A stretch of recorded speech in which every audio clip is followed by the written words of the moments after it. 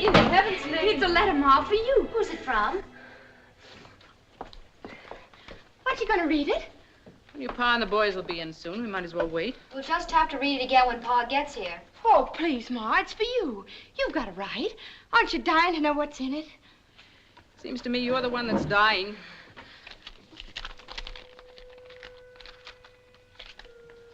Dragonwyck, May 19th, 1844. My dear cousin Abigail. Nicholas Van Ryn. Who's that? Shh, Tibby. Read the letter, Ma. Though we have never met, we are related, as you doubtless know, through our mutual grandmother, Anya. My wife and I have decided to invite one of your daughters into our home for an extended visit. We shall naturally be able to offer her many advantages which she could not hope to enjoy in her present station. In return, if she pleases, she may serve as a companion to our 8-year-old child, Katrine. Upon inquiry, I have been gratified to find that you and your husband enjoy the honor and respect of your little community. Be so good as to let me know at your earliest convenience which of your daughters you select, and I will make all suitable arrangements for her journey to Dragonwyck. Respectfully yours, Nicholas Van Ryn. Golly. Is he really your cousin? Now, don't go imagining yourselves a couple of lost duchesses. There's not a drop of Van Ryn blood in any of us. It doesn't make any difference to me, I'm sure. But you had the same grandmother. She was... Let me see. My grandfather was her second husband. Her first one died. His name was Van Ryn. Nicholas must be his grandson. He's a patroon. A patroon, Cousin Nicholas? What's a patroon? That's what they call the owners of those enormous land grants on the Hudson River. They're the descendants of the original Dutch patroons. And they're terribly rich and elegant. He must be very important. I remember reading 3 or 4 years ago about his visiting President Van Buren at the White House. But you haven't said yet, Ma, whether I could go. The subject hadn't come up yet that I know of. I think it unlikely that your pa will approve. He's more likely to if you do. And if we do decide to let one of you go, why not Tibby? Me? She wouldn't want to go. Would you, Tibby? I'm sure there isn't anything I want that I can't find right here. I'm not anxious to leave my home. That's not fair. You know I love you and Pa, all of you, and my home. It's just that, well, I try to be like everyone else and want what I'm supposed to want. But then I start thinking about people I've never known and places I've never been. Maybe if the letter hadn't come, Oh, I don't know. I must be loony. I was killing a hen for supper. You scour the drain board. No use mooning over it. Your pa'll do whatever he and the Lord think best. There's one thing you can be sure of. They'll both feel the same way about it. This day, O Lord, there has come to me a matter of some slight perplexity. Deliver us, we pray, from hankering after flesh pots, and deliver us from vanity and false pride. However thy will be done. Keep and preserve us through the night. Amen. All right, boys, get. Tom? Yes, Pa? You water the stock and look to Whiteface. She's freshening. Yes, Pa. Tibby, is Obadiah Brown likely to come mooning around again tonight? Oh, Pa, I'm sure I have no notion of his plans. Well, if he does turn up, be sure and sit on the steps where your ma can keep an eye on you. Although I must say that Ob is a steady lad, and you, praise be, are not the flighty kind. Thank you, Pa. Now, about this letter, I'd see no reason even to discuss it if it wasn't that your ma acts like it was important. It is important, Ephraim. It might be a good thing for Randy to live for a while in a great house and learn something of the world outside this farm. I'd so like to go, Pa. Your opinion is of no consequence whatever, miss. You haven't the sense of a tomtit. You're past 18 pretty enough in time you got settled down with a man. I don't know what's the matter with you. As for this fine relation of yours, I'd like to know what right he's got to be making inquiries about us. He doesn't mean it that way, I'm sure. Perhaps the gentry have different ways of saying things. Since when do we have gentry in this country where all men are free and equal? A Yankee farmer is as good and maybe a little better than any Dutchman on the Hudson River. We'll say no more about it. Oh, Pa, listen, please. I have a feeling that the letter was kind of a sign. I think the Lord wants me to go. You know what you're saying? During worship tonight, I had a leading. Truly, I did.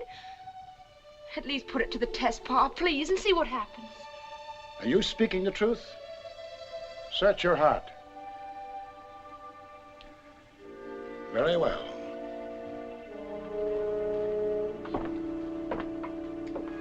Close your eyes. Now open the book.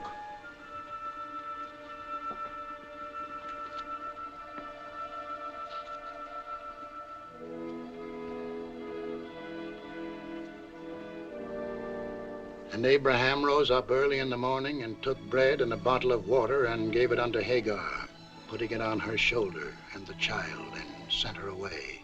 And she departed and wandered in the wilderness of Beersheba. Well, it's none too fitting, but it does seem to have some bearing. I'll sleep over the matter and pray on it. Come, Abby.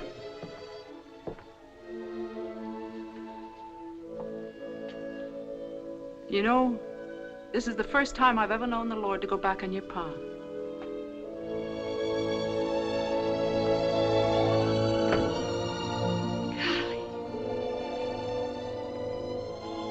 Golly Moses!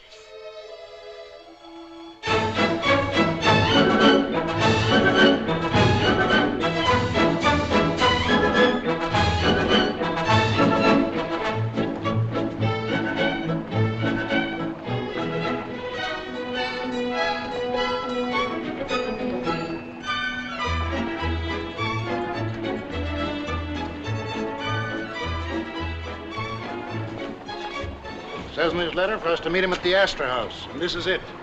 And a less fit place for God-fearing people to meet, I can't imagine. Come ahead.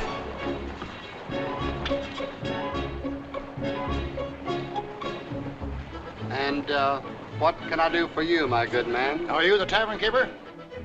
This is not a tavern, and I am not a keeper, my good man. And I am not your good man. We were to meet a Mr. Nicholas Van Ryn. Perhaps you can tell Mr. us... Nicholas Van Ryn? But of course. You must be Mr. and Miss Wells. 1,000 pardons. How stupid of me not to have known it once.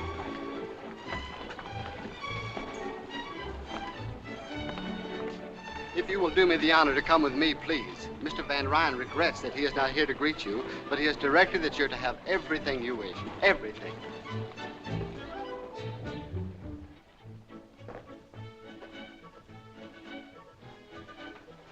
What's all this? Dinner, sir. I didn't order any. Mr. Van Ryn ordered dinner served at this time, sir. Mr. Van Ryn is not here. Yes, sir. Oh, it's beautiful. The food looks as if it had been painted. Wouldn't surprise me a bit. That's the strangest fruit. It's cold when I eat it and warm when I swallow. Let me taste that. I thought so. It's got spirits in it. Just a little bit, and it's so good. Even a little bit of evil cannot be good, Miranda. Don't be too impatient with me. You won't have to hear me preach to you much longer. It's not that I'm impatient, Pa, really. But after Mr. Van Ryn went to all this trouble... It's no trouble to be wasteful, and there's something peculiar about a man who orders supper someplace when he's someplace else. How did he know what I wanted to eat? But there's everything here you could possibly want. Everything is what no man should ever want. Yes, Pa. We won't be alone much longer, Miranda. I want you to read with me.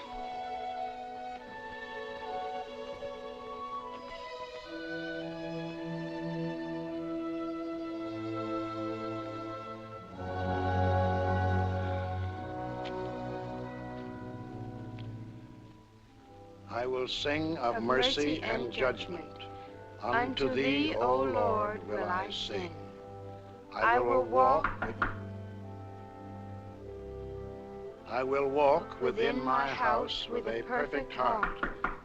I will set no wicked thing before mine eyes. I hate the work of them that turn aside. It shall not cleave to me. A froward heart shall depart from me. I will not know a wicked person. More coffee, Cousin Miranda? No, thank you. You, sir? No, thanks. The music is very nice. I understand they've opened the dining terrace for public dancing. It would be fun to watch.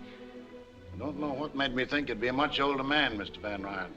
You've mentioned my age several times now, sir. Does it affect your confidence in me?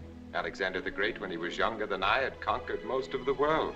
Maybe if he'd been a little older, he'd have conquered all of it, or maybe he'd have had the good sense not to try in the first place. Aristotle was his teacher, Mr. Wells, but I'm sure he put things less clearly than you. Tell me, young man, what are your politics? My politics? Since Van Buren is a New Yorker, I imagine you folks up along the Hudson are mostly for him.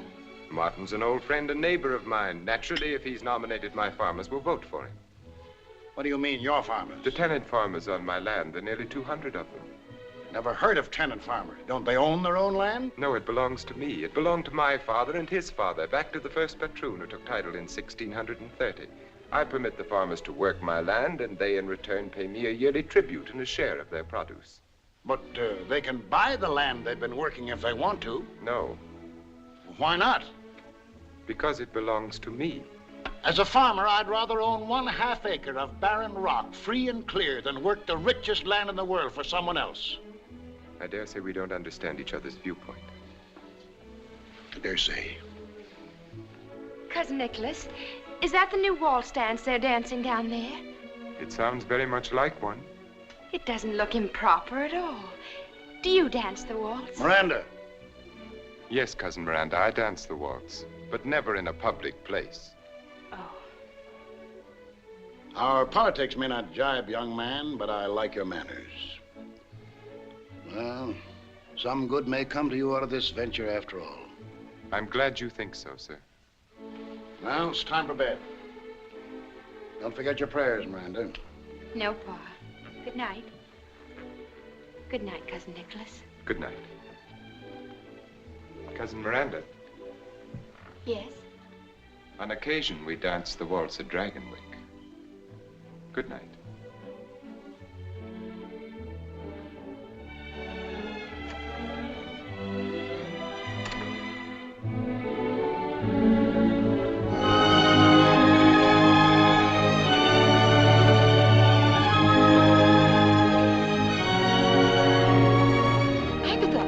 Dragonwyck. I can see it. Dragonwyck, where? Over there.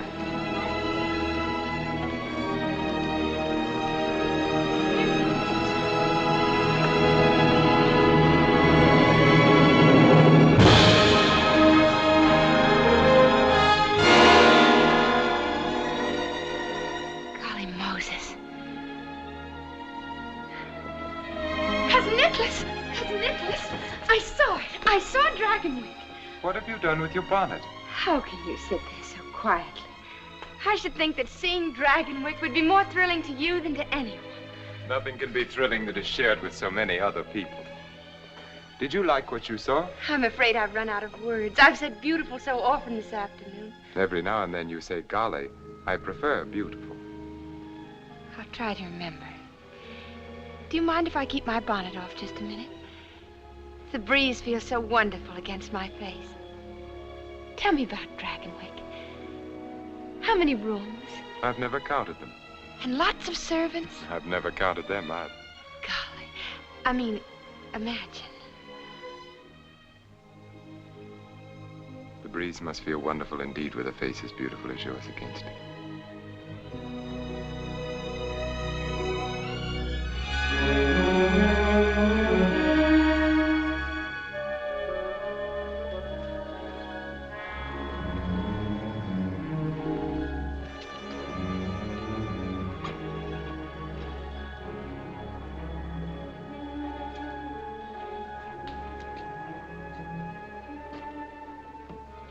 Welcome home, Mynheer Van Ryn. Thank you, Magda. This is Miss Wells. Magda is our housekeeper. How do you do? I assume Mrs. Van Ryn is at dinner. Yes, Mynheer, and you'll be pleased at how well she's looking. Not that Madam isn't always a picture. See that Katrine comes to the dining hall. Will you come this way, Cousin Miranda? Don't you think I'd better go to my room first? I must look hardly presentable. To my wife, promptness at meals is the highest human virtue.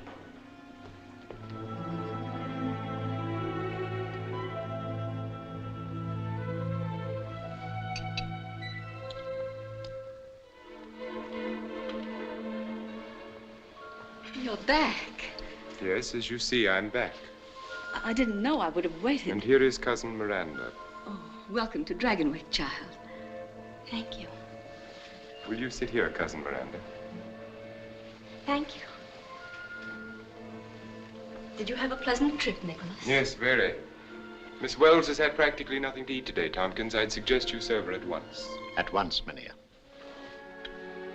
I trust you'll be happy here. It's most kind of you to let me come. And my mother and father wish to be remembered. I'm sure they're most worthy people, and I'm sure you'll be a good girl. Oh, Nicholas. Yes, my dear? You didn't forget the pastries, did you? Of course not, my dear. Those wonderful New York pastries. Nicholas, Yes. did you bring the Napoleons, the honey puffs, and the mocha bonbons? All of them, my dear. I think I'll have the bonbons before going to bed. Tompkins, serve the honey puffs after dinner, but be sure they're well chilled. Yes, madame. And shall we keep the Napoleons for tomorrow? For my lunch. After dinner, you'd best go find Katrine. You might read her a story. We can hardly ask our guest to occupy herself with the child tonight. She must be tired. As you say.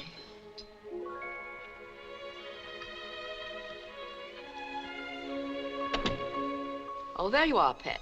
Don't shuffle your feet when you walk. And you're a naughty girl to stay away so much. I never can keep track of you. Have you had your dinner?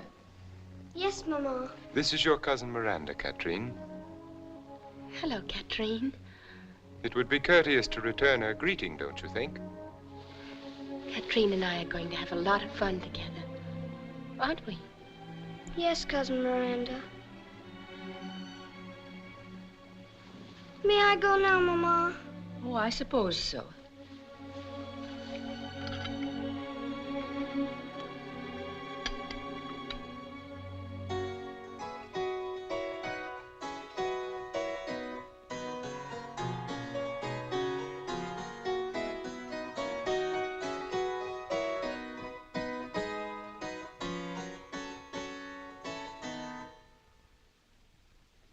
Who was she?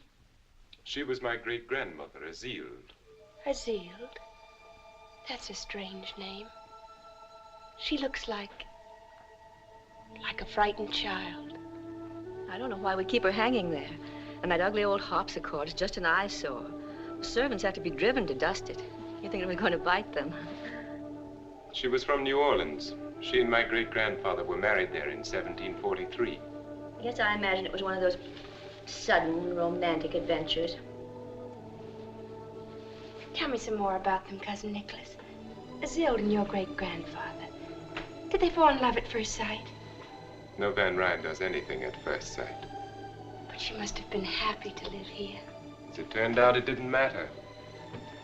Soon after their son was born, she died.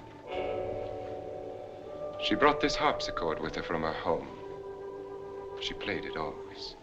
If you listen to the servants, they'll have you believe she still does.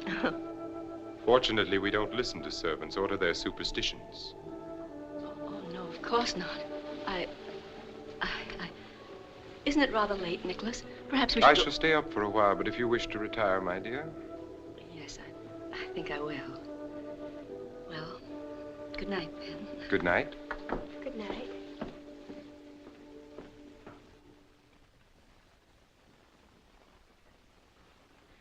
I think I have some new music that will please you more than Van Beethoven, Cousin Miranda. You can sing as I play. Oh, no, really. Of course you can. The lyrics are printed on the sheet.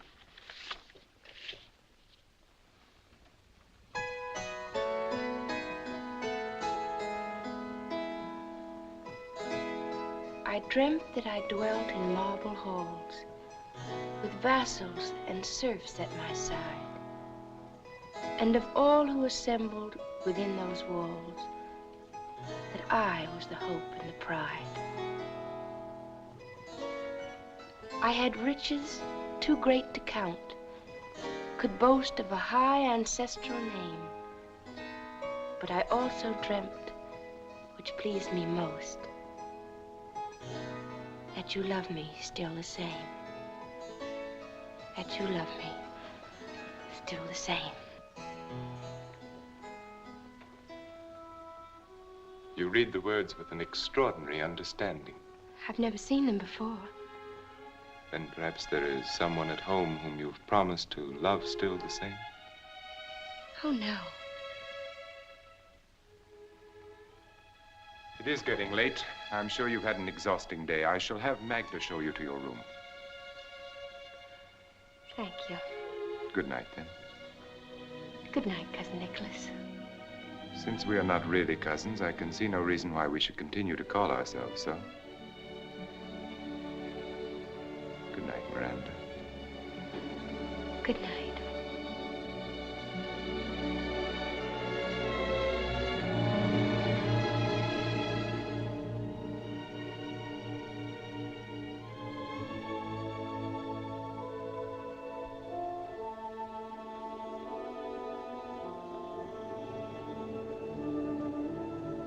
Have you had a pleasant evening, miss?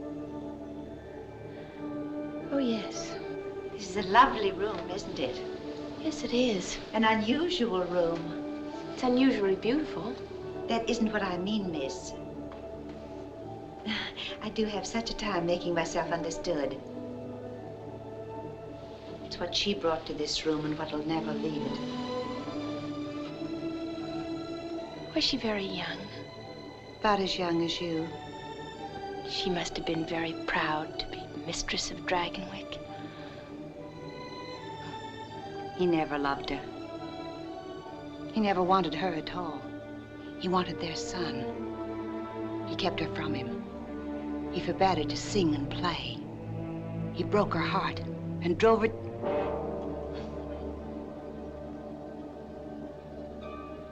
She prayed for disaster to come to the Van Ryns.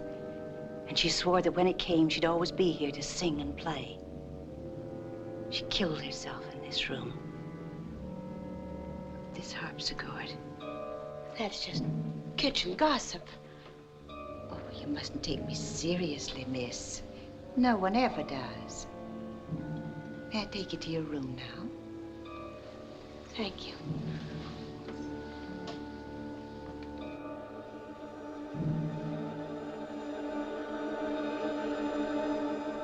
Of course, I've never heard Azeel play myself. They say in the kitchen I never shall. Even when she plays, I should say if she plays. You won't either because you've got no Van Ryn blood. But he'll hear her, and Katrine.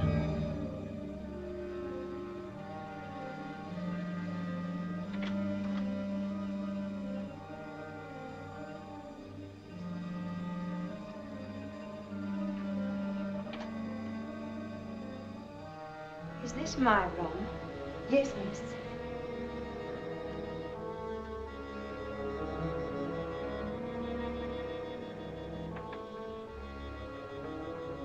Will there be anything else you need, miss? Oh, no. Thank you. Well, good night, then. Good night, Magda. Miss Wells, why have you come here? Do you think Katrine is in need of a companion? Why, that would be for her father and mother to decide. Don't you think Katrine is in need of a father and a mother? That was a silly question, wasn't it?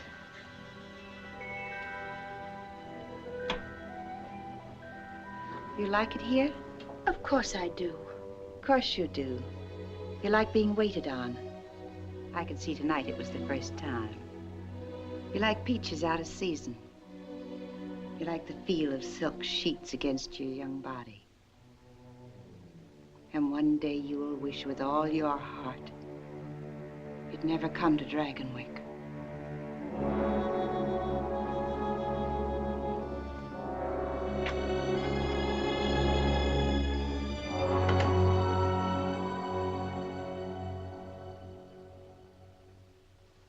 I keep getting my S's backwards. It's very simple once you get the hang of it. Up, and then a hook, and then a swing to the left, and there you are. Mm-hmm. That's right. But Pa's kind of like a teacher to you, isn't he? He's been very kind and helpful to me. What's he like? Your father? Yes. Is he nice? But of course he is. Don't you think so? Does he like me? Katrine, what a strange thing to say. Your father and mother both love you very much. Did they tell you that? Why, it's understood. They love you just the way you love them. But I don't love them.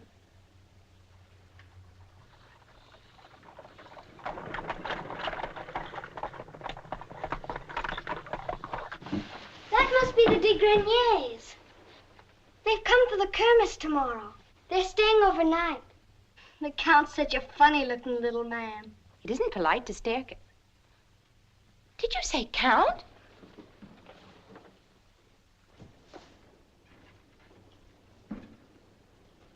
So that's what a Count looks like. So do barons and dukes. Tomorrow the house will be packed with them. Papa always has a 4th of July ball for the river families after the farmers have their kermesse. Ball. You'll have a wonderful time. And you can wear the ball dress Papa had sent from New York. But I won't know anyone to talk to or to dance with. Oh, everyone will want to dance with you, Miranda. Golly, I hope so.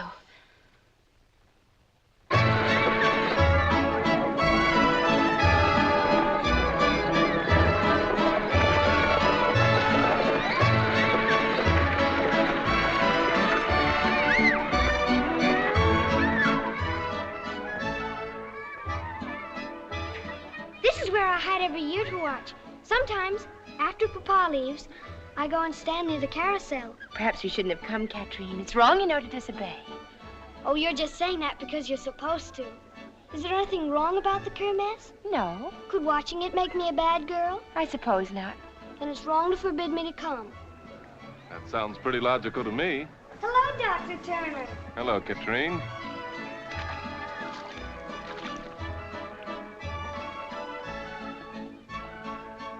Oh, this is Miranda. Wells. How do you do, Miss Wells? How do you do? Papa sent for her all the way from Connecticut to be my companion. She's a kind of a very distant cousin, but she's nice. I had no idea that the Van Ryns ever honored Connecticut. We're not really cousins, but Mr. Van Ryn was kind enough to invite me to Dragonwyck. Whereabouts in Connecticut? Near Greenwich. But that's all farm country. Sheep and potatoes, mostly. You seem so startled, Doctor. Haven't you ever met anyone who came off a farm? Not anyone who came off a farm to live at Dragonwyck. It seems like an odd place for you girls to watch the kermesse. You'd have much more fun over there. But we're really not supposed to be here. We're hiding so Papa doesn't see us. Katrine had her heart set on it. You know how children are about such things. Why, you wanted to see the kermesse even more than I did. Don't worry, I'll keep your secret. Papa will never know from me about either of you. May I have the honor of seeing you again, Miss Wells? Why, yes, if you like. I would like, and soon. If you're sure it won't be too unpleasant for you. Unpleasant? Well, you see, the patroon and I don't get along very well. In fact, the first thing I've ever known us to agree on is bringing you here. I think that was a fine idea. Well, happy Independence Day. Bye. Oh, I like him so much. I wish he could be my doctor, too, instead of just the farmer's. Why doesn't he like your father? Because Papa doesn't like him either. Why not? Papa never says why not. Oh, here they come!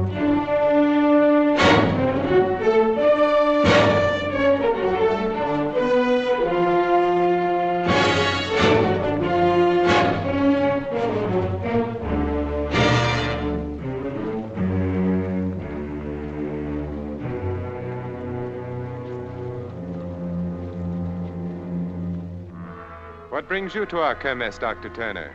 Are you expecting an epidemic of minor injuries? You never can tell, Mr. Van Ryn.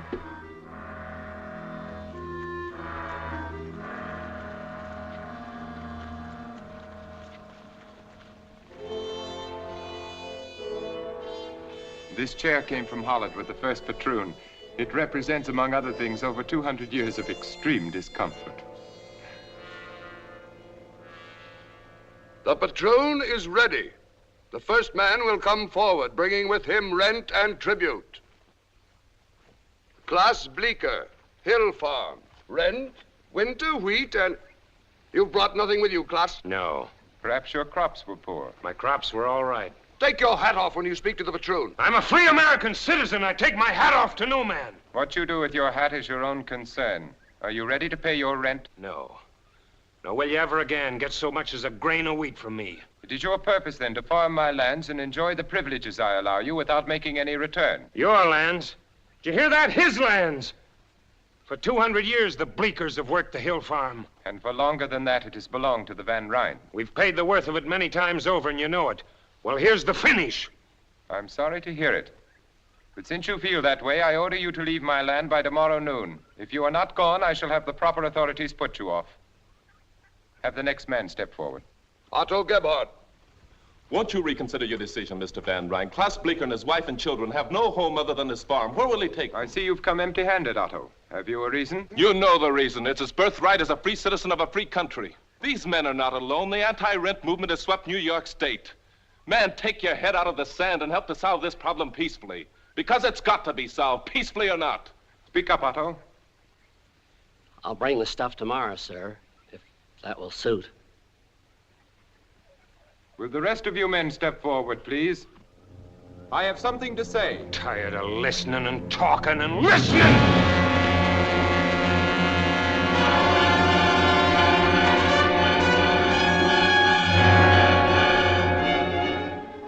Klaus just lost his head, that's all. He doesn't mean violence any more than the rest of us. I hope you'll overlook this. I suppose I must regard what you did as an effort to save my life, Dr. Turner. And whether or not I regard you as a meddling trespasser, I suppose I must thank you. You've got the facts wrong. The way I see it, you're the trespasser. Also, saving your life wasn't what I had in mind. If Klaus had killed you, it would have done these men infinitely more harm than you could ever do alive. So don't thank me, Mr. Van Ryn. I shall say a few words about what has just happened, and they will be my last. Dr. Turner's efforts to incite anti-rent rebellion in our local district have been well known to me for many months now. Just what is it he wants you to want so passionately? It has an assortment of highly romantic names, the rights of man, life, liberty, the pursuit of happiness, and such. And all those will be yours with the titles to a few acres of soil. Believe me, my welfare does not depend upon you. Rather, you depend upon it. But my rents and tributes and my responsibilities are hereditary, the symbols of a way of life to which I have been born and in which I shall continue to live. I shall never relinquish my position.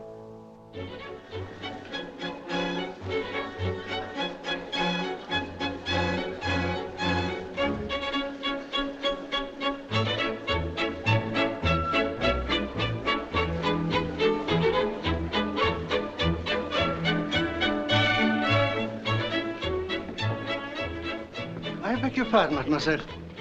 But are you not Miss Wells, the companion to little Catherine? Yes, I am. I have not had the honor. Will you permit me to present myself? Henri, racontez-leur le discours de Monsieur Van Ryn ce matin. Le discours? Oui. Lequel discours? Non, pas du tout, pas du tout. Oui, il y a eu un Je n'ai jamais vu un homme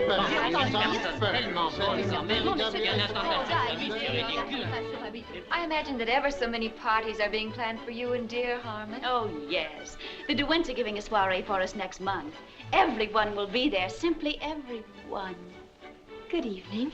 Good evening. May I sit with you? We'd be charmed. My name is Miranda Wells. I am Cornelia Van Borden. My sister Elizabeth Van Borden, Miss Helena van der Hyde. How do you do? We were just discussing dear Cornelia's wedding to Harmon Van Brock. Do you know Mynheer Van Brock, Miss Van... Wells? No, I'm afraid I don't. You see, I don't know anyone here. Really? Where are you from? Connecticut. Connecticut? That's in the west, isn't it? Why, no, it's right next to New York State. My sister means that it's across the river. Which river? The Hudson, of course. You see, Miss Van Wells. Just Wells. There are other rivers, you know. Do you know a city in Connecticut called Greenwich? Oh, yes, very well. I live there. It's also called Horseneck. Horseneck? What an incredible name. It seems ever so much more polite to say Greenwich. Well, it's mostly the farmers that keep calling it Horseneck. Tell me, Miss Van Wells, just plain Wells, how is dear Victoria Skirmerhorn? Victoria Skirmerhorn? You know Victoria Skirmerhorn, of course. I know of Victoria Skirmerhorn, but I'm afraid I've never met Victoria Skirmerhorn. But you live in Greenwich. Well, you see, I don't live in Greenwich. My father owns a little farm just outside. Your father is a farmer. Who is his patroon? There aren't any patroons in Connecticut. Why not? Because there just aren't any. I think that's very odd. I don't. I think my father would rather own half an acre of barren rock in his own name than work the richest land in the world for somebody else. You're raising your voice, Miss Van Wells. It's just plain Wells. And I'll raise my voice if I like. What makes you think you're so much better than I am? We never said we were. The thought seems to have originated with you. And what's more, I never even heard of Victoria Skirmerhorn.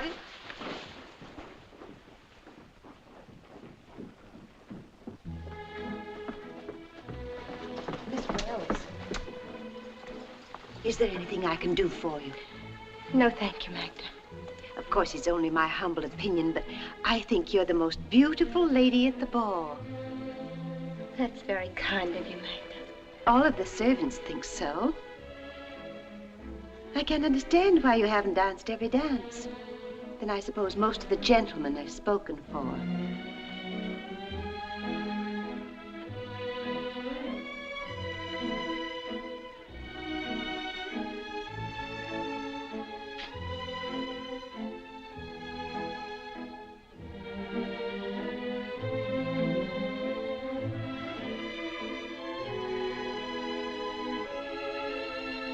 Miranda, Good evening. are you enjoying the kermesse of the upper classes? Very interesting to watch. As if I were visiting a different world. And I suppose everyone has commented on your gown and how beautiful you look. Not everyone. Do you like it, Nicholas? Very much. And do you think I'm beautiful? The most beautiful lady at the ball? Yes, I do. Thank you. I'm very grateful. You haven't answered my question. Are you enjoying the ball? I said it was very interesting to watch. That's not an answer. Well, then, no. Why not? You know that answer as well as I. Because my name is just plain Wells, and I'm off a farm, and I don't speak French, and I don't belong. That's nonsense. Of course you do. I'm as good as any of them. Better. But it's the wrong river. I'm not from the top of the Hudson. I'm from the Connecticut river bottom. Oh, I've made such a fool of myself. Dance with me, Miranda. I can't go back in. It'll be all over the place by now. They'll laugh at me. I doubt that very much. But you don't know. I know that you'll be with me, and that if anyone laughs, we'll laugh. Dance with me. I'm afraid. You must never be afraid of anything with me, Miranda.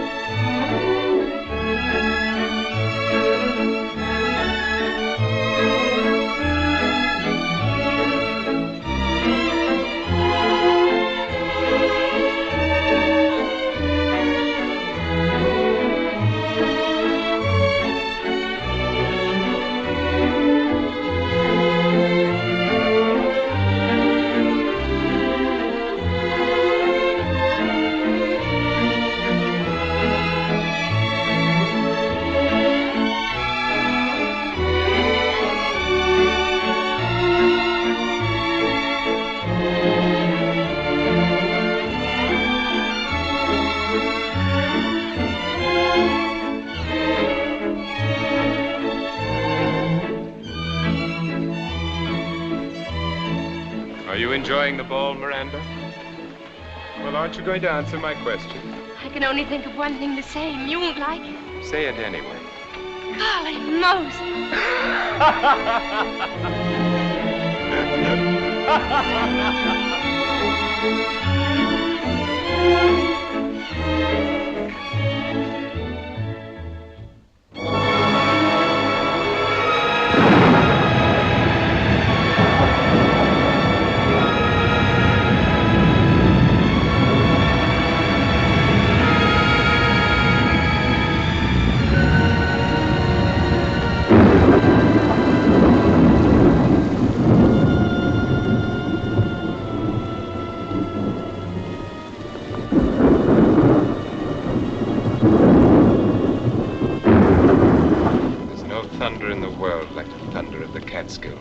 The lightning seems to set the mountains on fire and they roar back. That's all very romantic, I'm sure, but it doesn't help my cold. It's never been this bad. It seems no different from your usual winter attack. But we've always closed the manor in the winter and gone to New York. Now I'm sick. If I must be here, why can't I even have Dr. Hamilton to look after me? The storm lets up and the roads are passable. The storm lets up. They never stop in these dreary Catskills. Come in. What do you want? Mynheer Van Ryn asked this be brought to you.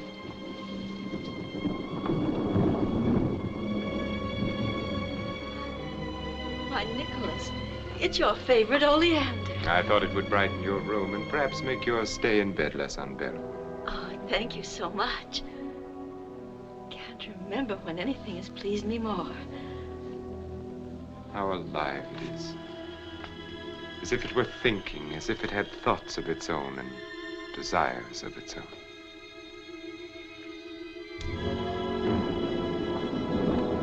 I know how greatly you treasure it, and I'm all the happier that you thought to bring it to me. And I'm happy that you're happy, my dear. Now I'm sure that you'll want to rest. Nicholas. Yes? You're going to your tower room again, aren't you? Yes, why? The servants must think it's strange that you spend so much time up there. And I find it strange that you should think about what they think. What could you possibly do up there? Possibly. Anything from pinning butterflies to hiding an insane twin brother. Actually, I read. I hope that my explanation satisfies you. I'm sick. Haven't you even let Dr. Hamilton know? Your happiness at the Oleander seems to have faded pretty quickly. You can't imagine what it's like to be sick in this miserable, drab house. I cannot imagine that Dragonwyck could be either miserable or drab, except to those who reflect misery or drabness from within themselves.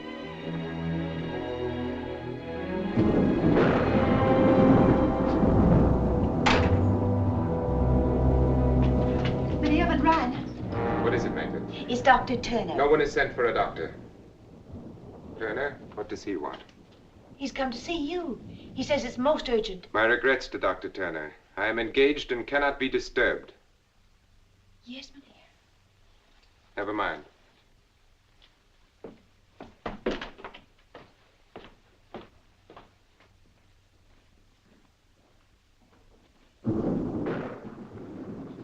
Sorry to intrude like this, Mr. Van Ryn, but it's most important.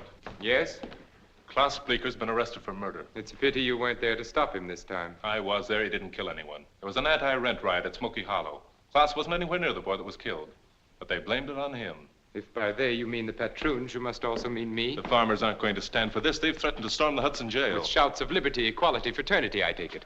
Just what is it you want me to do, Doctor? Help my enemy to defeat me? I want your assurance that Klaus Bleeker will have a fair and just trial.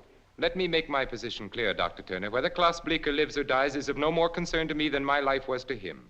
Or you. That seems to be perfectly clear. Good evening. Good evening. Won't you stay for dinner, Doctor? No, thank you. Miranda, have Tompkins set another place. I'd rather not, if you don't mind. Perhaps I spoke a little hastily, Doctor. I might be able to help. Well, that's a pretty sudden change of mind. What brought it on? I assume that John Van Buren is to prosecute the trial, is he not? Yes. He's a close personal friend of mine. You still haven't told me what changed your mind. Dr. Turner, you have my assurance Klaus Bleeker will have a fair trial. Now you might do something for me. Mrs. Van Ryn has a severe cold. Will you help her if you can? Yes, certainly. I'll show you to her room.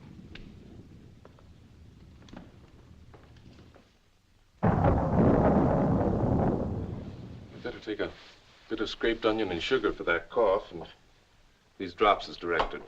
You'll be fine in a few days. A few days? Dr. Hamilton always kept me in bed for at least 2 weeks. He's probably right, but with most of my patients, it's all I can do to keep them in bed while I examine them. A lighter diet might help. Soup, tea, boiled eggs, less cake. That's nonsense. It's common knowledge that one should stuff a cold. I'll eat all I please. Well, you get well faster without it, but you get well anyway. What a beautiful oleander. I'm relieved to know you find so little cause for alarm, Doctor. It's just a head cold. Do you think you could find your way down alone? If you and Miranda will wait dinner for me, I'll visit a while longer with Mrs. Van Ryn. Yes, of course. Good night.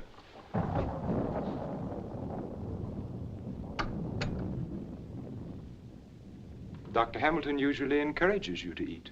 But then, of course, he has the tolerance of experience and age. Turner is young and relentless. You told him you wanted to stay and visit with me for a while. What did you mean by that? Precisely what I said. Just to stay and be with me?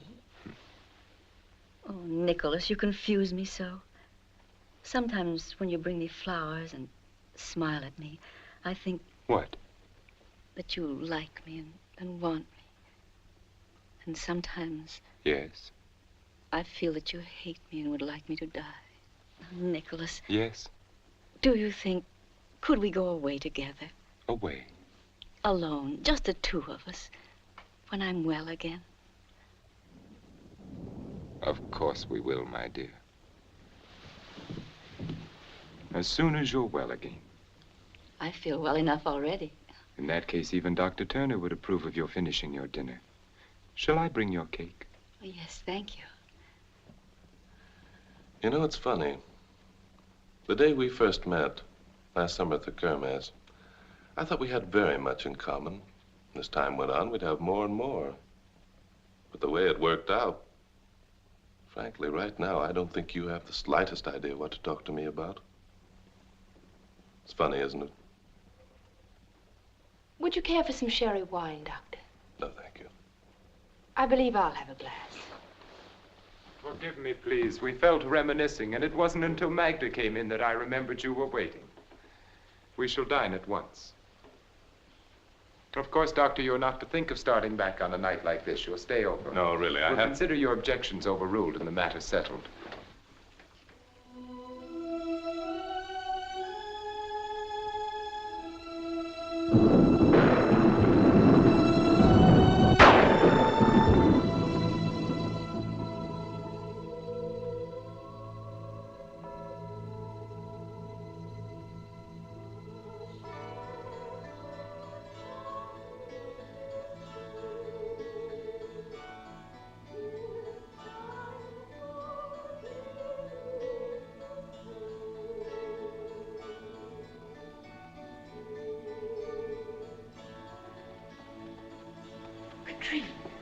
Shh.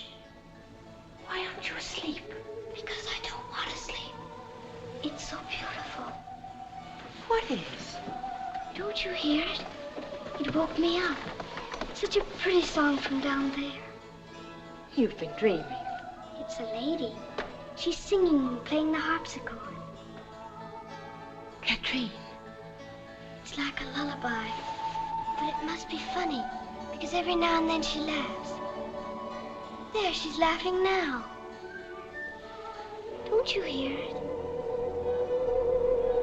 It's getting louder and louder. Oh, I don't like it now. Make her stop. I'm afraid. I'm afraid. Make her stop. Darling, it's no one. Really, it isn't. You must believe me. It's... Well, I can remember when I was a little girl. I used to imagine things so hard that I thought they were real. But don't you see, if there were anything, I'd hear it too. It's stopped now. Of course it has. It never started, really. Oh, I'm so tired. What is it? It's Mrs. Van Ryn. She's very sick. Tell me, what happened? About an hour ago, she woke up and started to rage. Oh, pain must have been terrible. Maggie, what's the matter? Is Mrs. Van Ryn? Oh, she was moaning so. Did she take any medicine before I gave her? No. You'd better send for Mr. Van Ryn. I have.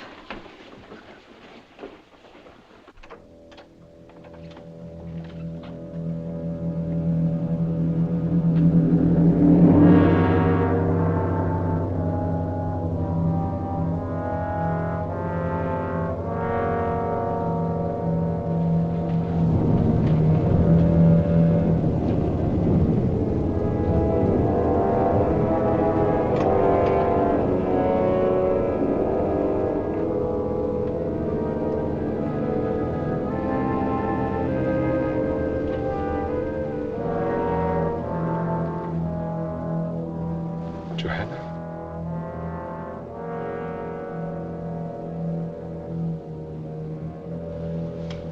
Dr. Turner. I can't understand it. It doesn't make sense. Are you sure she took nothing but those drops I left? Not while I was with her, sir. And except for Magda, no one was with her but me. I gave her some cake. Acute gastritis. It's possible, but I don't believe it. Is it also possible that she may have been more ill than you imagined when you examined her, Doctor? Yes, that's always a possibility, I'm afraid.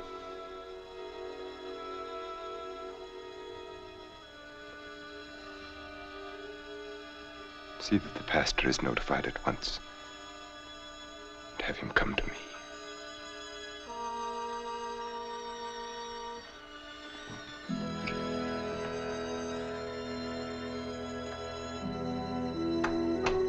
She's smiling.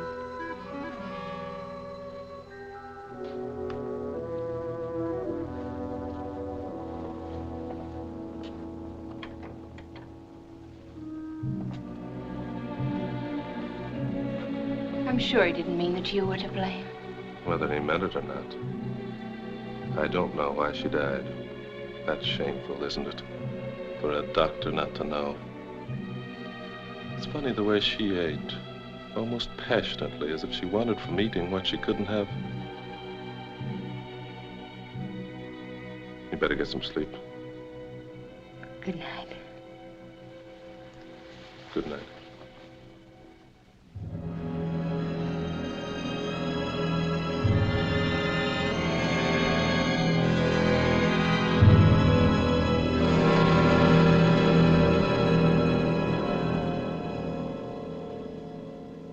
I remember how the chapel bell rang on the day Johanna and I were married.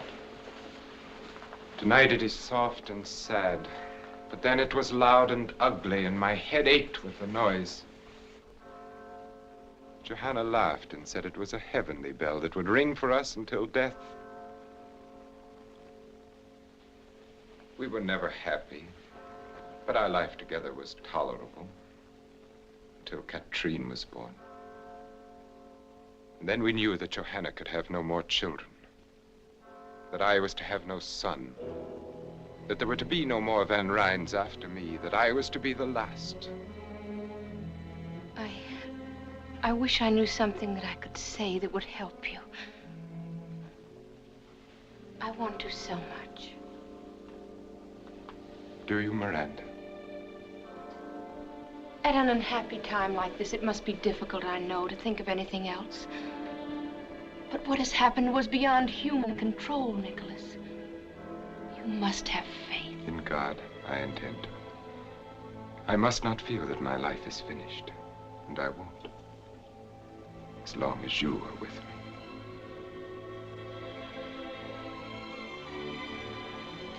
The bell has stopped now. It must be nearly dawn. Miranda, you've known as well as I that this was inevitable, that we were inevitable.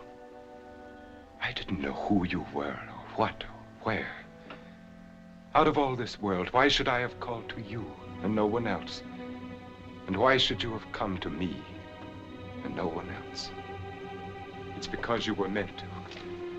You knew it the instant our eyes first met and everything within us met. And you know it now. You have no right to say that, to talk like this. please. You couldn't help yourself any more than I. Am I right? Tell me that I'm wrong. Forgive me then if you can. I had no right to speak as I did, and you have every reason to be angry with me. But I had to say it. There was no way for me not to. And no one but you to hear it. Good night, Miranda.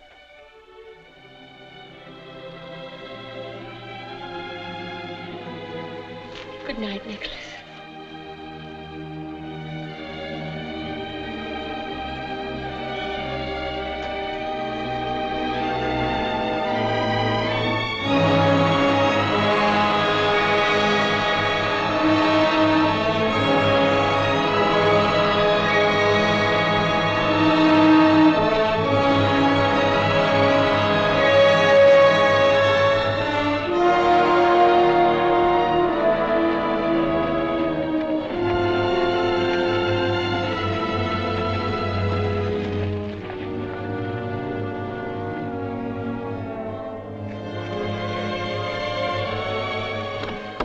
I just heard the news that you're going away. Why, Jeff Turner, I never thought you'd go to all this trouble to say goodbye. That's just it. I don't want to say goodbye to you. But, Jeff, I'm going home. Well, that isn't what I mean. I think it's fine that you're going back to your folks. What I mean is, Greenwich isn't so very far away after all, is it? I know, Jeff, it isn't. And I was thinking that maybe I could come there and visit you in a month or so. Of course, Jeff, whenever you're passing through. Would next week be too soon? Well, I know our relationship hasn't been exactly, well, I've teased you mostly and sometimes made you angry, but I've always thought that in time I could show you how I really felt. And that maybe, Miranda, you understand what I'm getting at, don't you? Yes, I think I do. I'd like to think that in time... Jeff, I said in time.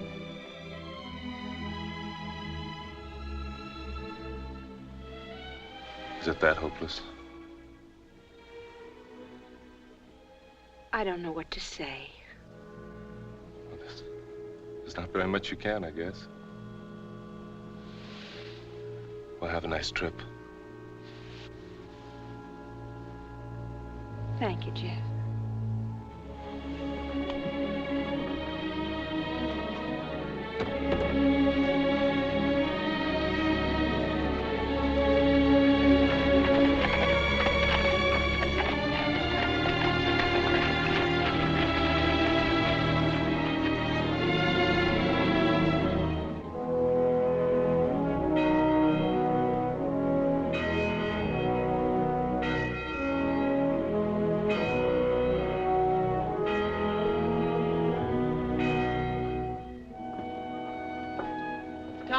See that Nat and Seth get to the pump before they come in the house.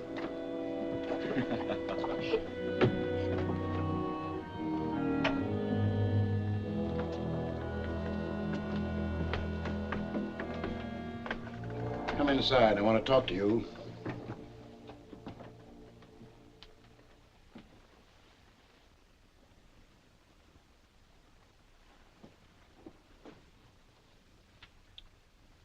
Close that door and come over here and sit down.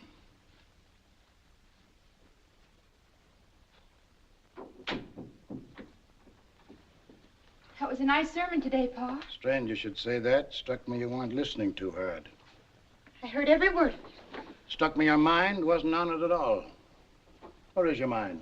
What's the matter with you? Nothing's the matter, I tell you. Now, Abby, I'm going to get to the bottom of this. I've made up my mind. But if there's nothing the matter... You were the first to see it. For months, you've fretted and worried. Miranda can't sleep. She won't eat. She can't smile anymore. Talk to her, Ephraim. All right. I'm talking. Since the day you drove in here in that fancy rig, you've been no more one of us than if you'd never come home at all. Ephraim, please. You hung your fancy outfits in the closets and you acted like you never took them off. You won't sleep and you won't eat because your home's not fine enough. And you won't be happy because we're not fine enough. That's not true. It's got nothing to do with that. What has it to do with then? Sometimes when a woman's unhappy, she just can't talk about it, Ephraim. Are you going to tell me it's a man? What man, I'd like to know? She's given frostbite to every mother's son in the county. Perhaps the right one hasn't come along yet. Well, she won't find him with her nose stuck in the air, wanting what she can't get. A woman ought to get a man first and then want him. Someone rode in the gate.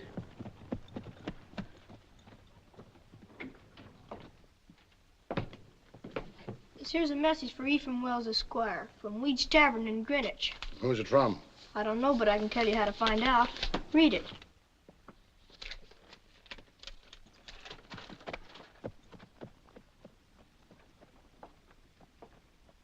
I'll be concerned if this don't beat all. Nicholas Van Ryn is stopping in Greenwich and is coming here this afternoon to see me on a matter of the greatest importance.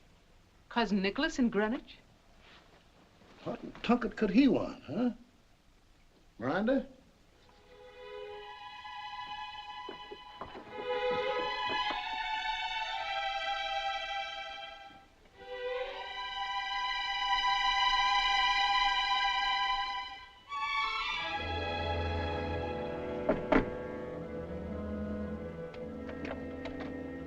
Mr. Wells, how do you do? Nicholas.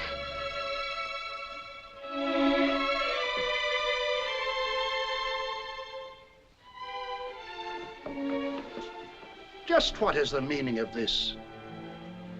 May I speak with you alone, Mr. Wells? I consider your behavior exceedingly strange. On the contrary, it couldn't possibly be more conventional.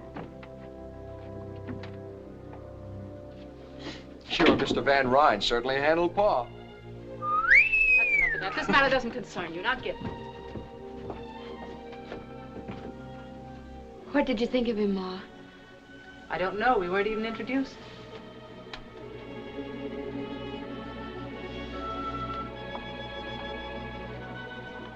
That was just in the excitement of the moment.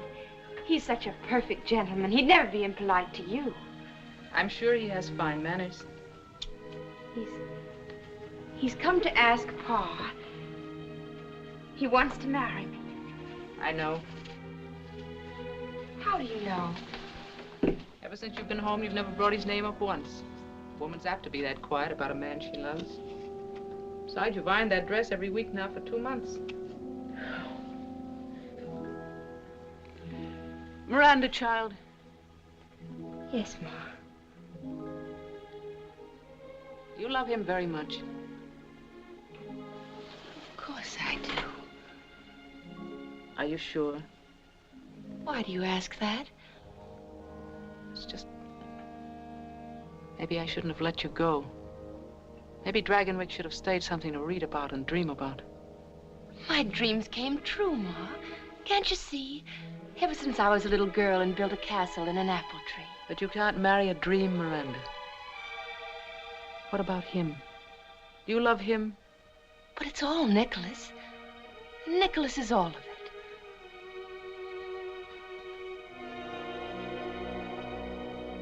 You're acting so strangely. Almost as if you were afraid. Miranda, Abigail, come on in here.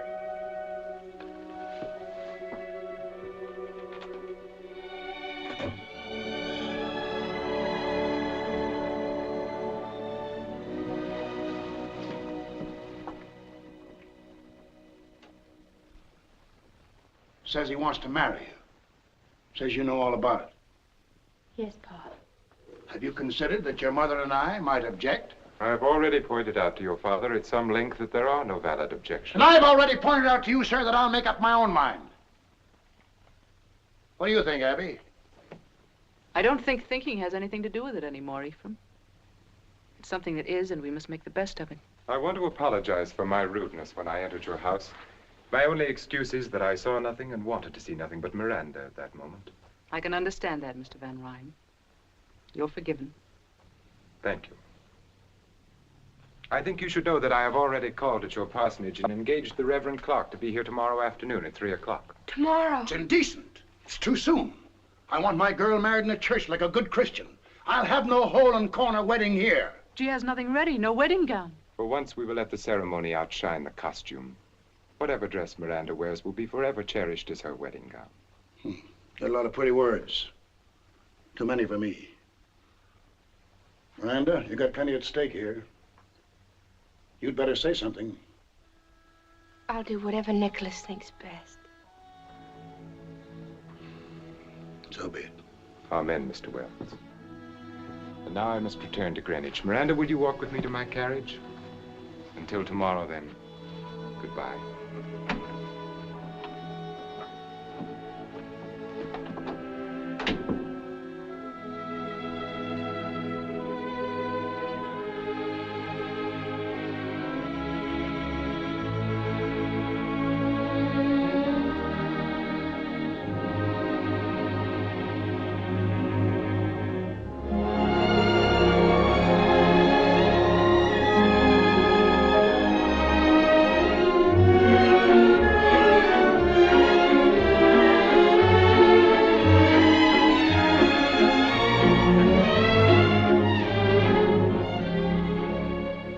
Which carriage have you sent to meet Mr. Van Ryn at the landing? The lander, madam. Have the grooms their new uniforms? Yes, madam.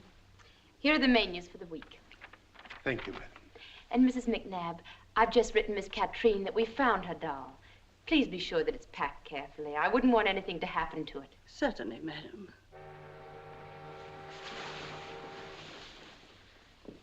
We'll let the linen room go until this afternoon. Perhaps we should let it go until tomorrow, madam. What with Mr. Van Ryn coming back and everything?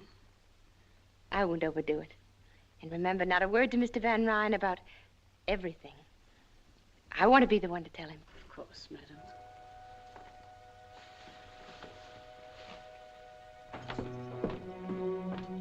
Welcome back, son. How did you find New York? Unbearable, thank you, Mrs. McNabb.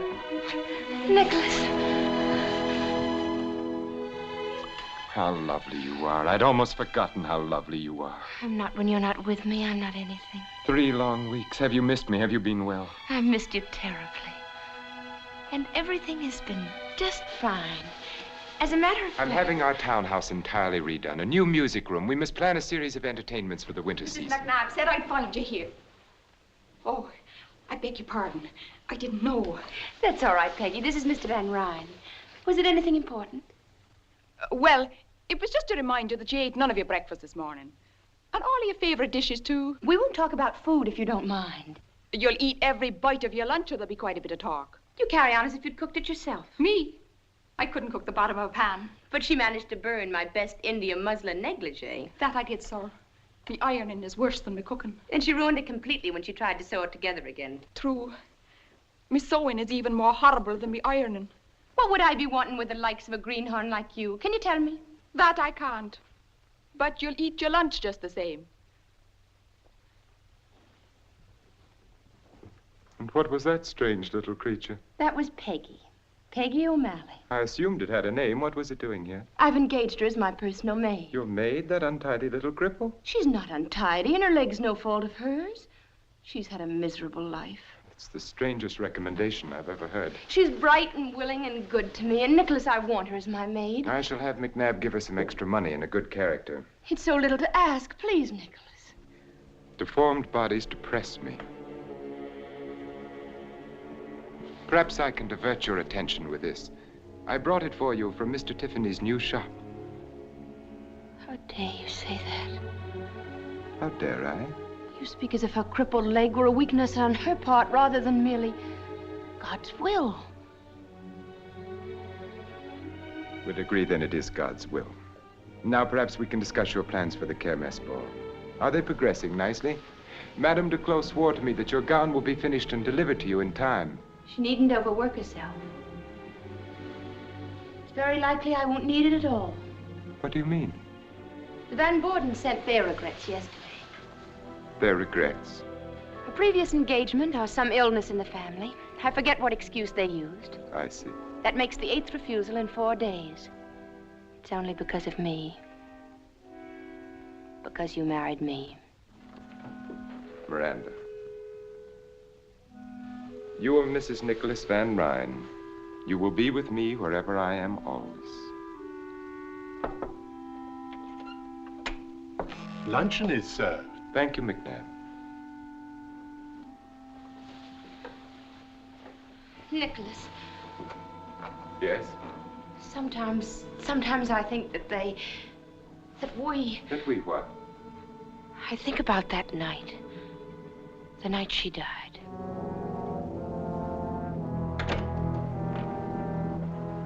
What about that night? It was so soon after... Perhaps we should have waited to decide. In the hope that our gossip-mongering neighbors would be more approving. I don't care whether they know, Nicholas. It's just that we do, and so does God.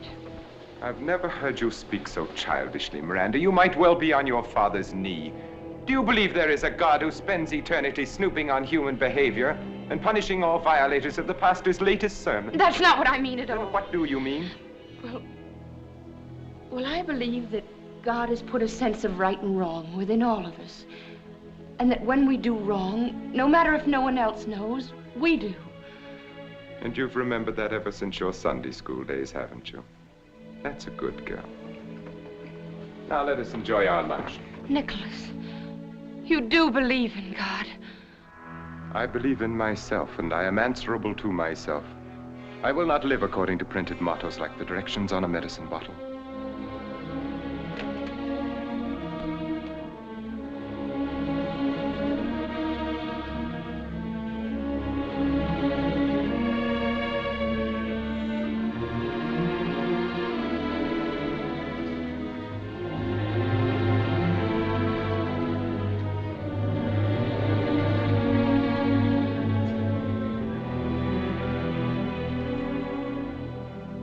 Would you like me to say grace? That won't be necessary. Then I shall begin our salad dressing.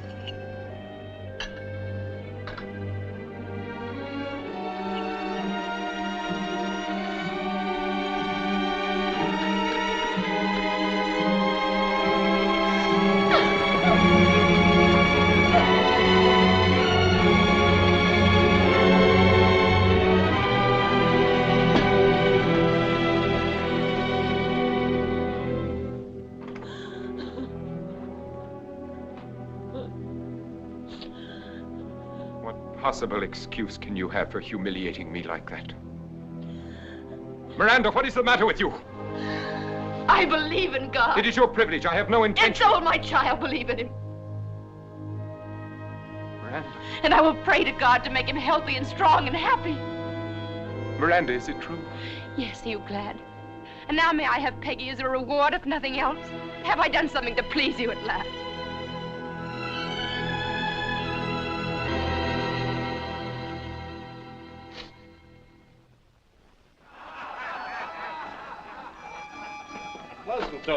They're celebrating. I'm gonna celebrate too and get drunk. John Young's our new governor, and the farmers of New York State have got a right to celebrate and get drunk. Hand me up my ancestral chair.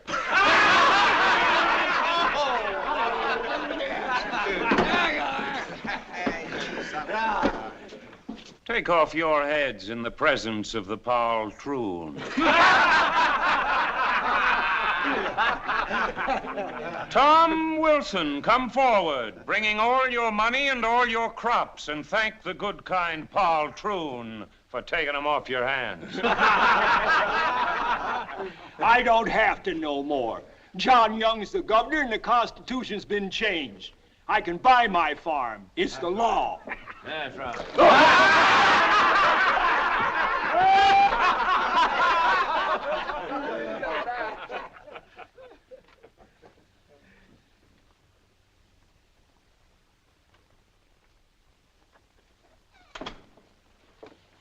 Dr. Turner, will you come with me at once to Dragonwyck? We need you urgently. Is anything wrong? Mrs. Van Ryn is having a baby. Her time is here. Dr. William Brown has been staying at the manor. I had him come from New York. He's a fine doctor. He's a fool. I beg you to come. There are certain symptoms. Have you any reason to think she's in danger? Mrs. Van Ryn, I don't know that she... Doctor, nothing must happen to my son. All right.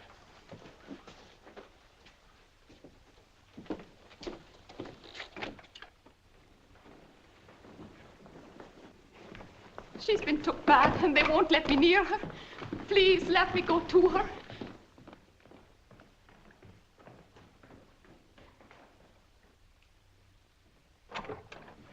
What is it, Dr. Brown? What has happened? Everything's quite all right, Mr. Van Ryn. Quite. Are you certain? I assure you. Dr. Turner, I want you to take every precaution. Mr. Van Ryn, would you and the nurse step out while I consult with Dr. Brown? I can see no reason Your for presence here can only be upsetting to you and to us.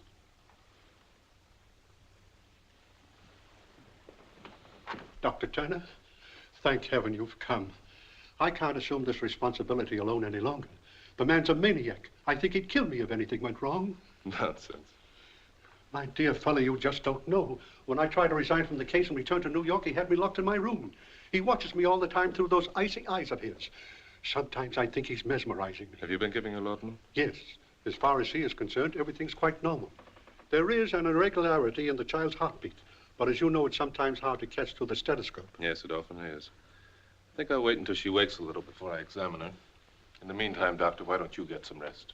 If you'll take over for a little while, my room is just down the corridor. I will call you if you're needed. And don't worry. Thank you, Doctor. Thank you.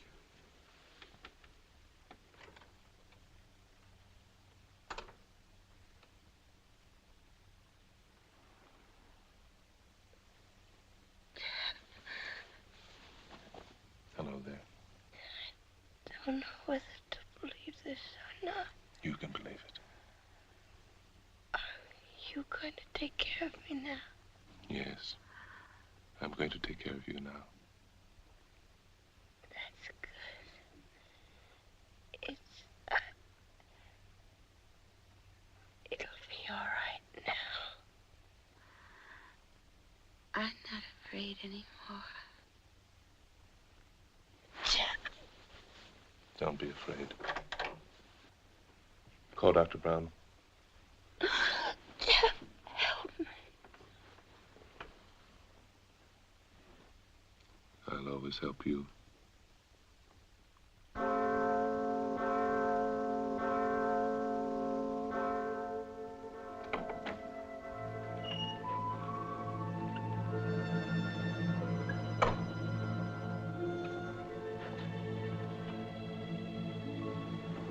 Mr. Van Ryn, there's something you must know. Your son is not well. I can't tell you how sorry I am, but at least your wife has come through beautifully, and in time, there's no reason why you can't have other babies. My son is entirely well, Dr. Turner. I appreciate your services, and you will be suitably recompensed. But he can't live. His heart is malformed. It's a miracle he wasn't stillborn. It's nobody's fault. Nothing could have prevented it. It's just a tragic accident. You will find a carriage waiting to take you to your home. You just won't face facts, will you? You never believe anything you don't want to.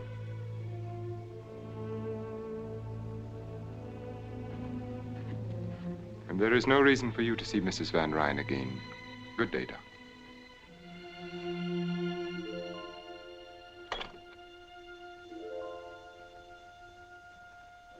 Adrian Peter Van Ryn, I baptize thee in the name of the Father, and of the Son, and of the Holy Ghost. Amen. We yield thee hearty thanks, most merciful Father, that it hath pleased thee to regenerate this infant for thy Holy Spirit, to receive him for thine own child by adoption, and to incorporate him into thy holy church. Amen. Please accept my most sincere congratulations, Mynheer Van Ryn. Thank you, Dominic. You understand, of course, that this house ceremony was only at the insistence of Mrs. Van Ryn. In a month or two, my son will be properly baptized in the Dragonwyck Church. Of course. No, Nicholas. We can thank God that he was baptized just in time.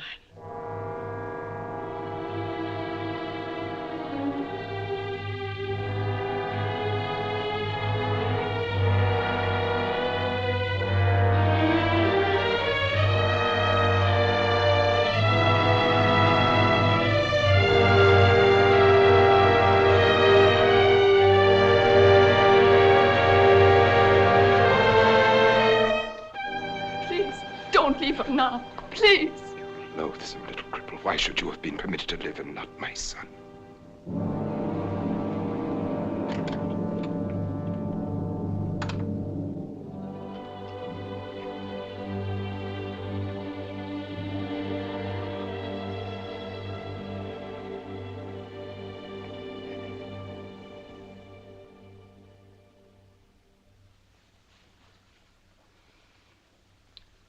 Should I light some candles? No, I like to sit here in this half dark. You'll ruin your eyes. How long has he been up there this time? A week, perhaps more. Ever since he got back from New York. And before that... I'm sure it isn't very pleasant for him, Peggy. And what is it for you? Shut up there for weeks on end without a word or a sound. If it was any man but him, I say he keeps a bottle up there in that tower room. Peggy. Kiss them.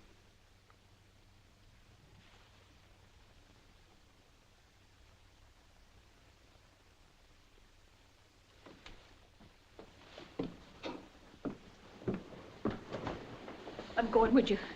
Don't be silly. I'll not let you go up there alone. That's enough of that. Please don't. I'm afraid.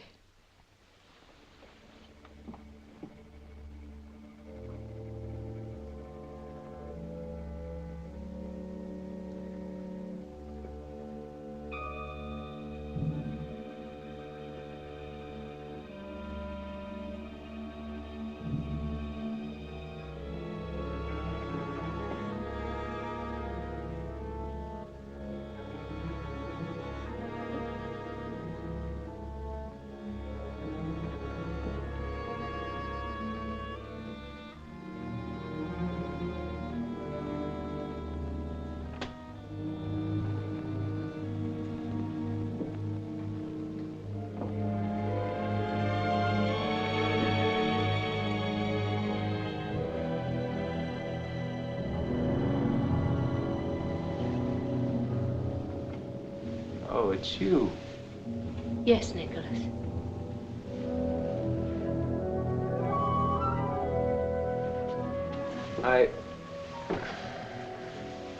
This is an unlooked-for pleasure. I wasn't expecting you. Frankly, I'd almost succeeded in forgetting you. Don't be frightened. I'm not frightened. I'm sure you're not. You have courage, Miranda. I like that about you. It must have taken a great deal to make this pilgrimage up to the mysterious tower room. I assume your twisted little friend is offering up suitable prayers for your safe return. I see no reason why they should be necessary. Tell me, are you disappointed in what you found here? I'm sure you expected velvet drapes and heathen idols, an altar for human sacrifice, at least. Nicholas, what do you do here? What do I do?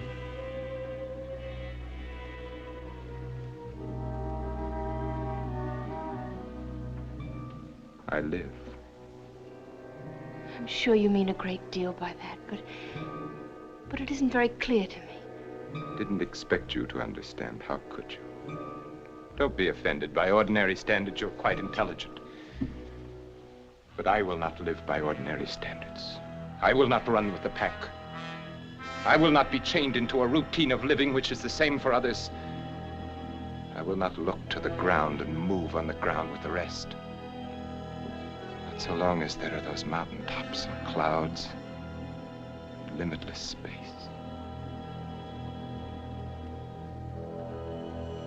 I'm sure you are still unable to understand. I want to try if you'll help me. Shall I? Shall I tell you what you want to know? Brace yourself. Prepare to have your God-fearing, farm-bred, prayer-fattened morality shaken to its core. See, I have become what is vulgarly known as a drug addict. Why? No tearful reproaches, no attempts to save me, to regenerate me. Why do you find it necessary? That is what you could not hope to comprehend. It is because I have set free something within me. Something that ever since I can remember has been like a rock caught in my heart, in my brain, pushing at me, choking.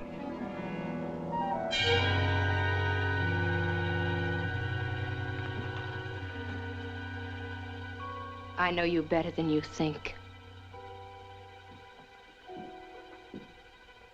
Perhaps I have underestimated your intelligence. No, it's pretty ordinary and farm-bred.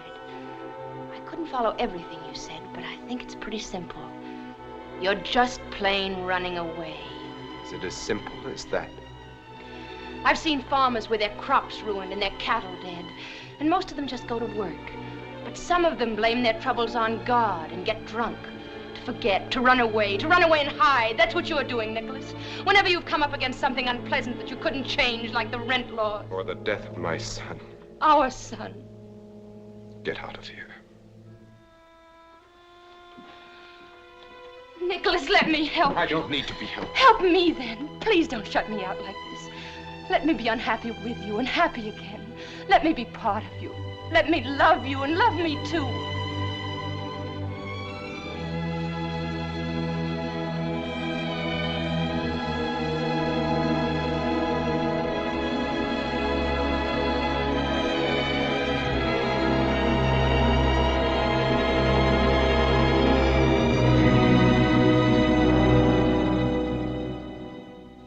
Story, Peggy, but I'm afraid you'll have to tell Mrs. Van Ryn there isn't much I can do for her husband. Tell her. She doesn't even know I've come here. Then what? And do you suppose I'd so much as whistle to get help for him? It's her I'm afraid for, Dr. Jeff. Afraid of what? I can't say right out, but there's a blackness in that house and in him. His coming and going, the look in his eye when he watches her. You've got to come and take her away. What makes you think she'd want to go? Whether she wants to or not. I'm only a doctor. I've got no right You can't leave her there to be hurt and hurt again. Not knowing what she's done wrong or how to do right. Happy as a child because he so much as sends a plant to her room. A plant? An ugly-looking growth to my taste from Egypt or Asia. Has she been taking her meals in her room? Yes, oft times. Why? Come on.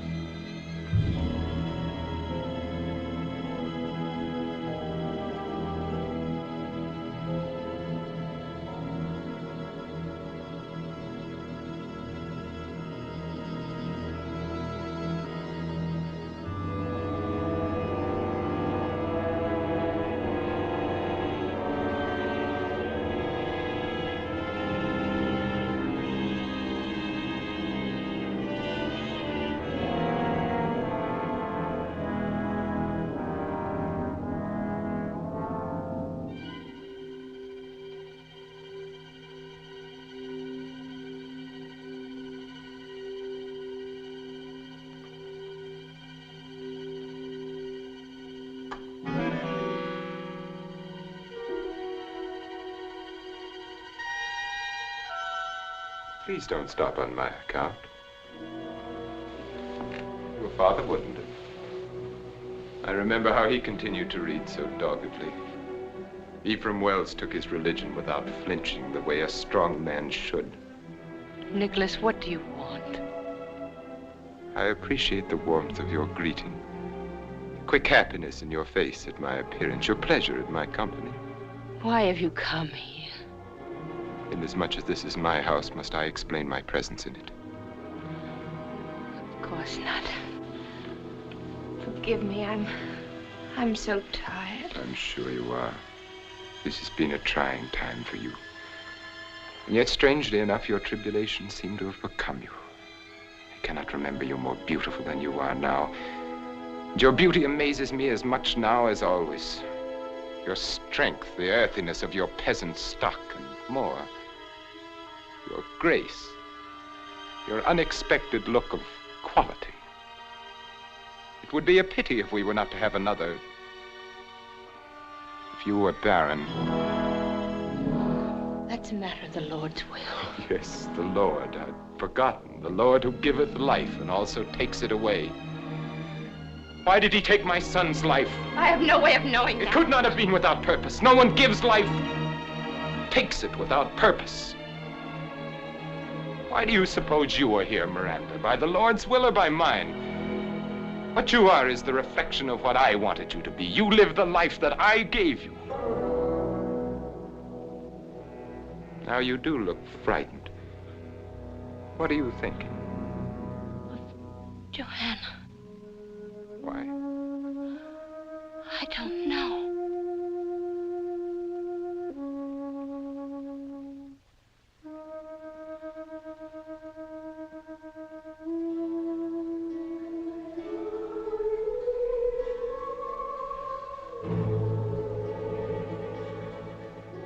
Do you hear it? What? Nothing. Wind through the trees. There is no wind. There is. A creaking board somewhere. It's not important. It's stopped now. But I didn't hear anything. Neither did I. Yes, you do. It's from the Red Room. The harpsichord is ill. Stop it. Then Katrine did hear her that night when Johanna... And you must have heard it, too. And you must have been listening the night our little son... I never believed it, really. But now I do.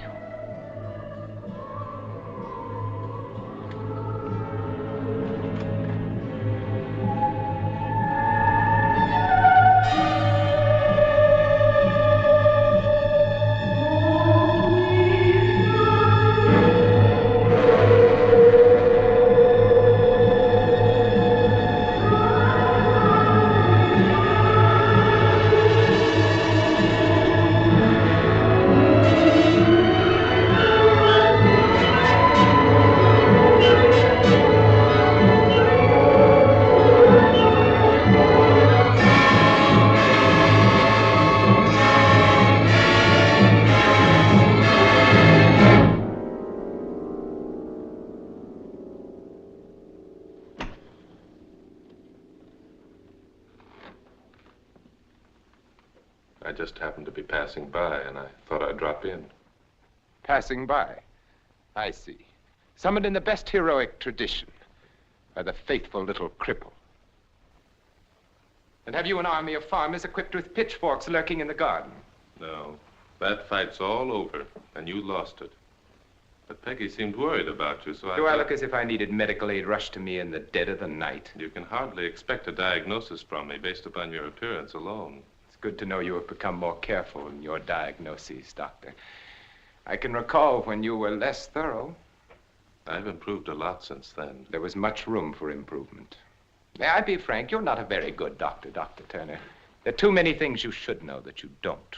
I still insist I've improved. For one thing, I've learned a great deal about plant life.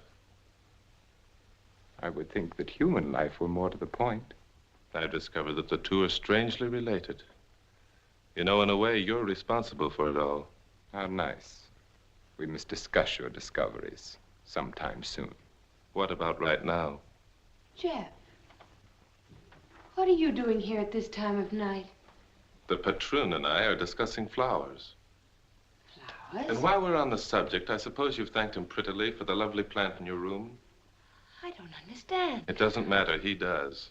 Is it as pretty as the plant in your late wife's bedroom the night she died? You're letting the discussion become rather morbid, Dr. Turner. I was never able to forget that plant. At first, I thought only that it was very beautiful, but I've learned since then it was also very deadly. Nicholas, what does he mean? It's a glucoside, similar in action to digitalis, but much more toxic. I guess it was a good idea to have a doctor on hand that night you asked me to stay for dinner. Weren't you lucky I wasn't a better doctor at the time? It was all so legitimate. Your wife with a bad cold. She couldn't possibly have tasted anything in the cake. It was all soaked with rum anyway. I don't believe it.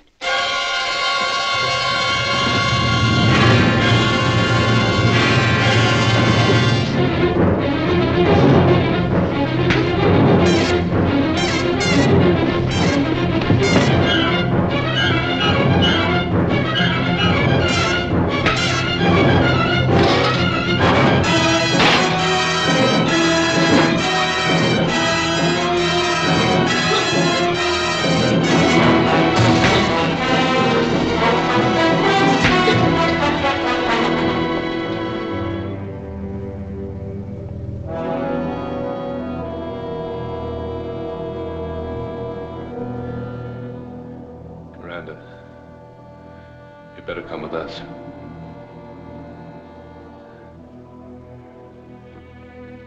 Come on.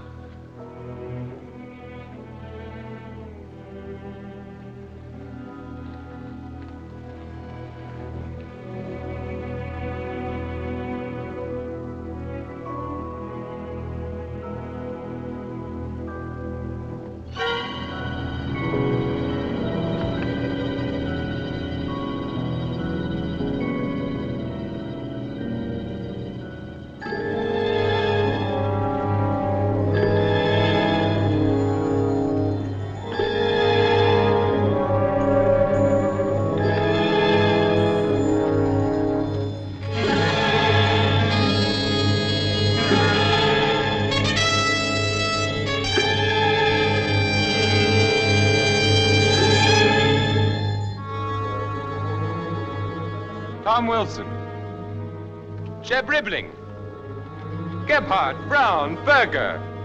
Come forward, all of you. I have something to say to you. Apparently, I have not yet been able to make my position clear. I will try once more. Believe me, my patience has come to an end. Lives, liberties, happinesses. Pursue them where you will. Sing and dance and dip them in bronze if you like. But you will not destroy Dragonwyck. You will not take away from me what has been mine for more than 200 years. No babbling idiot of a governor will make laws that have to do with my manor, with the manor that my son... that my son will inherit.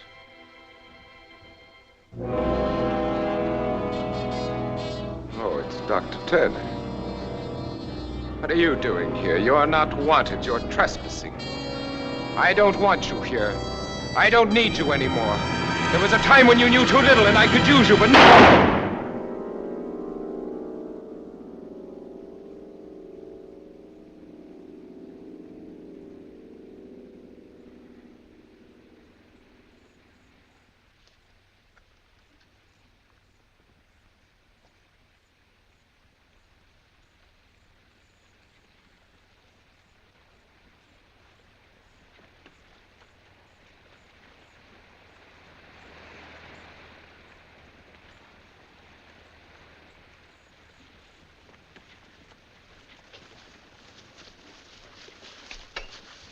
If you don't mind, Mr. Van Ryn, I'll have to ask you to come along with us. Mayor Curtis, isn't it? Yes, sir. I do mind very much. I have no intention of going anywhere with anyone. This is not a request, Van Ryn. You're being ordered to come along. You're under arrest. I will not be ordered to do anything by anyone. This is my property, and you will all leave it at once. Nicholas, please, this is your only chance. My only chance? How little you know me, Miranda. Even Johanna would never have said that. Dr. Tierney, you might use your influence to benefit these men for once and tell them to get out of here. How little you know me, Mr. Van Ryn, or them. You don't believe I'd shoot? Yes, I believe you. Have it your way, then.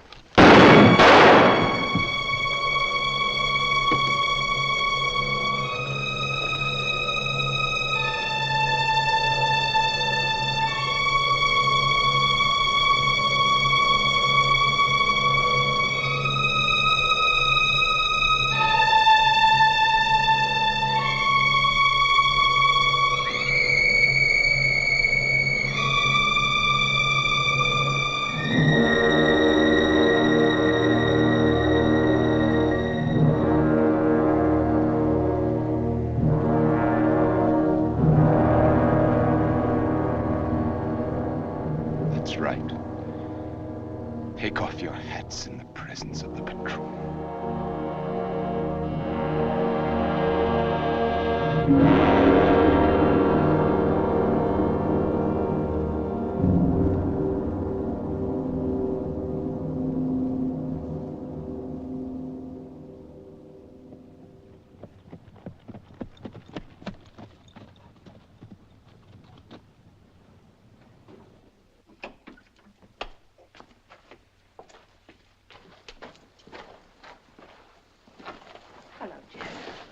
I thought if you didn't mind, I'd ride alongside to the boat landing. You're welcome to ride inside. Well, thanks. I'd like nothing more, but then I'd have to ride back here and not alone.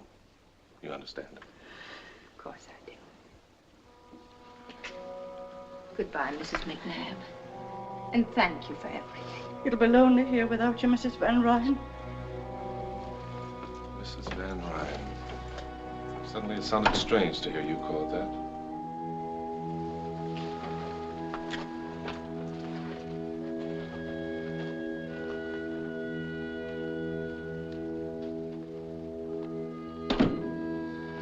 Is that all you're taking with you? It's all I brought with me from home, except a black dress. The way you just said home, as if you never had any other. Have I ever? You answer that. You know, Ma once said she felt she shouldn't have let me come to Dragonwyck. That she was afraid. You couldn't marry a dream, she said. Do you dream much, Jeff? Sometimes. Some dreams are very real, I guess. So real that they get confused with reality. And then when you wake up and look around, you find yourself saying, what am I doing here? How did I get here? What is this to do with what I am and what I want? Then I guess you make up your mind you've had a nightmare. And you go crawling to your Ma and Pa. So it's back to Greenwich now, Miranda. With never another thought of anything here. Well, Greenwich isn't so far away after all. Perhaps you'll be passing through sometime, Jeff.